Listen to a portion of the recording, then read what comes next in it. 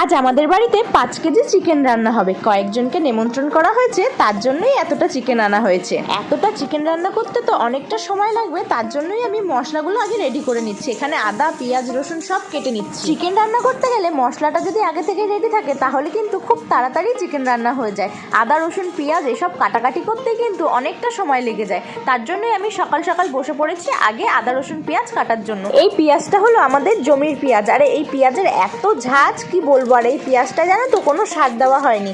আর আমার পেঁয়াজ কাটতে কাটতে নাজেহাল অবস্থা, একদম চোখের জলে নাকের জলে এক হয়ে গেছে, কান্না করে পুরো ভাসিয়ে দিয়েছি। মাংস ছাড়া আরও অনেক কিছু রান্না হবে, মাছ রান্না হবে, ডাল, সব কিছুই রান্না হবে। তো এইদিকে তো আমি মশলাটা রেডি করছি, আর মা কাকি ওদিকে ওইসব রেডি করছে। আমার কাছে তো মাছের থেকে মাংস রান্নাটা ইজি মনে হয়। মাংসর মশলাটা রেডি থাকলে কিন্তু খুব তাড়াতাড়ি রান্না হয়ে যায়। ওদিকে আমার কাটাকাটি সব কিছুই রেডি। এখন এই যে মিক্সিতে মশলা করার পালা। এখন এই যে শুকনো লঙ্কাটা একটু খালি কলায় ভেজে নিয়েছি, আর তার সাথে জিরে আর ধনেটাকেও, সেটাই এখন মিক্সিতে ঘোরাবো। না হলে কি বলতো, এগুলো ভালোভাবে মিক্সিতে গুঁড়ো হয় না, তার জন্য একটু হালকা করে ভেজে নিয়েছি যাতে ভালোভাবে মিহি হয়ে যায়।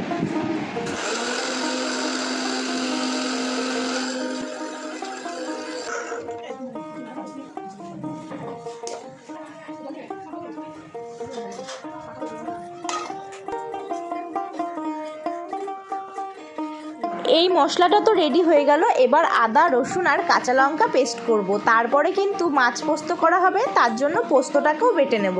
আমি ভেবেছিলাম মাংস রান্নার সময় ভিডিও করব, কিন্তু আমার শরীরটা এতটাই খারাপ হয়ে গেছিলো যে কি বলবো। তারপরে আর কোনো ভিডিওই করতে পারিনি।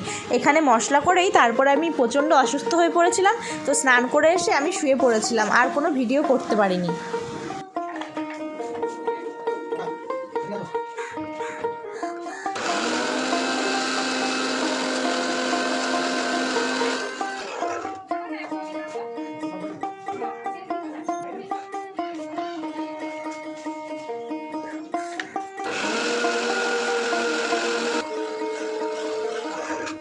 এখন আমি পোস্তটাকে বেটে নেব। আজকে জানো তো আমাদের কি কি রান্না হয়েছে? উচ্ছে ভাজা, শাক ভাজা, ডাল আর মাছ পোস্ত রয়েছে, আর তার সাথে চিকেন আর আমের চাটনি, দই, মিষ্টি। এই হচ্ছে আজকের আমাদের দুপুরের মেনু।